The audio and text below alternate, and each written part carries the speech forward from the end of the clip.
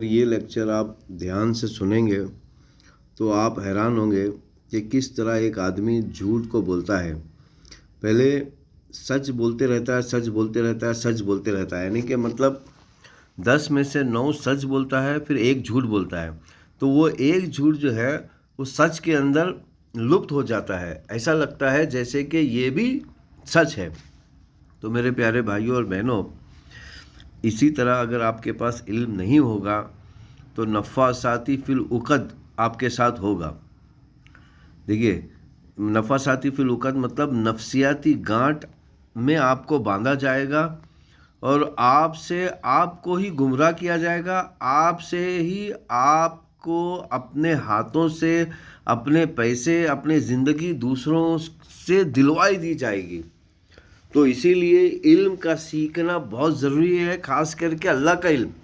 اللہ نے یہ نہیں کہا کہ تمہیں یہ جو دنیاوی علم ہے یہ سیکھنا ضروری ہے، یہ جو ہے مستحب ہے، یعنی کہ ضرورت ہے زندگی کی آپ سیکھو، لیکن ضروری رب اقرا بسم ربک، اللہ کی جو طاقت ہے، اسم کہتے ہیں اللہ کی طاقت، من خلق، جس نے تمہیں بنایا، یعنی کہ یہاں پر اللہ تعالیٰ نے 3 علم کا سیکھنا ضروری بتایا، ایک تو خلق کا، ایک تو اسم کا، اور ایک رب کا۔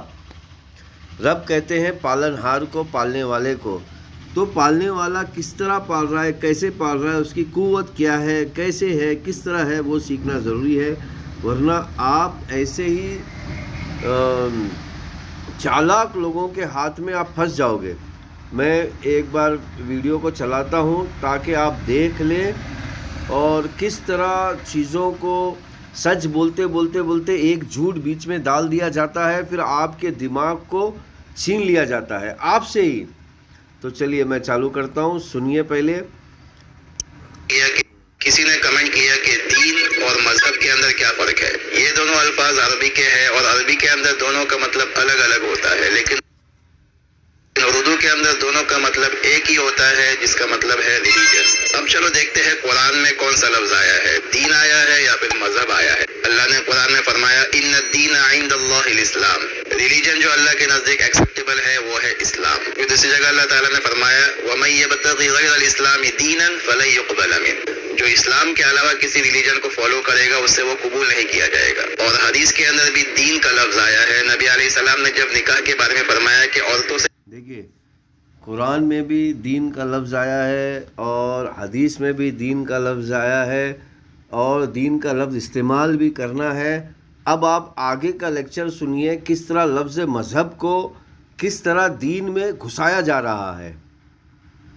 4 وجہ سے نکاح کیا اور اس کے دین کی وجہ سے، وَلِدِينِهَا، اور مرنے کے بعد قبر کے اندر بھی یہ لفظ استعمال کیا جائے گا۔ فرشتے پوچھیں گے ما دینک، تمہارا ریلیجن کیا تھا؟ اور مذہب کا مطلب ہوتا ہے جانا، طریقہ، راستہ۔ ہم سب دیکھیے، جانا، طریقہ، راستہ مذہب کا مطلب ہوتا ہے، ٹھیک ہے؟ اب آپ سنیے، دین یعنی ریلیجن تو ایک ہے اسلام، ہاں مذہب الگ الگ ہو سکتے ہیں، یعنی کہ طریقہ الگ الگ ہو سکتا ہے، جیسے مذہب الگ الگ ہو سکتے ہیں، طریقہ الگ الگ ہو سکتا ہے۔ بھیا مذہب ایک ہی ہے، وہ دین ایک ہی ہے، دین کا مطلب ہی طریقہ ہوتا ہے۔ جب دین کا مطلب طریقہ ہوتا ہے پھر یہ مذہب الگ الگ کیسے ہو سکتے ہیں؟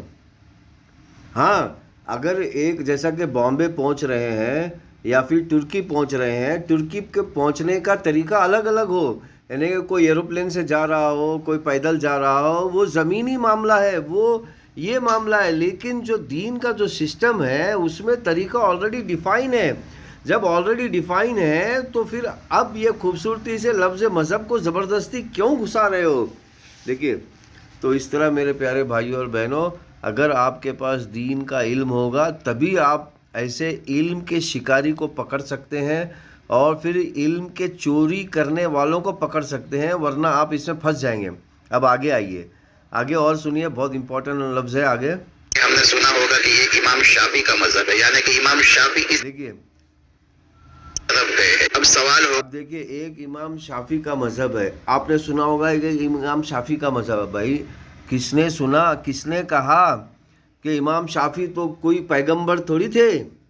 ارے بھائی وہ تو حدیث کے عالم بردار تھے، انہوں نے تو گنڈا راج کے خلاف جد و جہد کی اپنی زندگی میں، 4 امام جو ہے انہوں نے اپنے زندگی میں گنڈا راج کے خلاف جدوجہد کی، خلافت کو آباد کرنے کے لیے، خلافت کو نفاذ کرنے کے لیے اپنی زندگی لگا دی، اور ان کو وہ اکیلے تھے پھر بھی ڈرے نہیں ہیں۔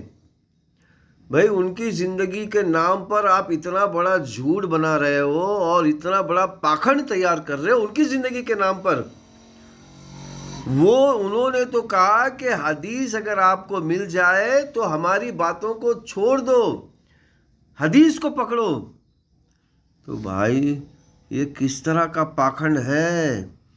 تو عام بندوں کو علم نہیں ہونے کی وجہ سے یہ پاکھنڈ رچا جاتا ہے، اور یہ پاکھنڈ ہر قوم میں موجود ہے، صرف اردو بولنے والوں میں نہیں بلکہ سنسکرت بولنے والوں میں، انگلش بولنے والوں میں اور دوسری زبان بولنے والوں میں بھی یہ پاکھنڈ موجود ہے۔ تو میرے پیارے بھائیوں اور بہنوں، اگر آپ کو ایسے پاکھنڈوں کو سمجھنا ہے تو آپ کو ضرور اپنی آنکھوں سے ایک مرتبہ قرآن، ایک مرتبہ احادیث کی کتابیں پڑھنی ہوگی، جتنی بھی آپ پڑھ سکو پڑھنی ہوگی۔ جب آپ پڑھو گے تب آپ کو محسوس ہوگا۔ تو چلیے آج ہم قسم کھاتے ہیں کہ ہم حدیث کی کتابیں پڑھیں گے اور قرآن کو پڑھیں گے۔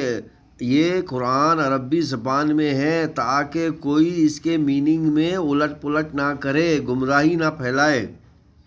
تو آئیے چلیے میرے بھائی، پیارے بہنوں اور بھائیوں، چلو اللہ سے دعا کرتے ہیں کہ اللہ تعالی ہمیں سب کو قرآن اور حدیث کی کتابوں پر اور ائمہ کرام پر، 4 امام کے نقش قدم پر چلنے والا بنائے۔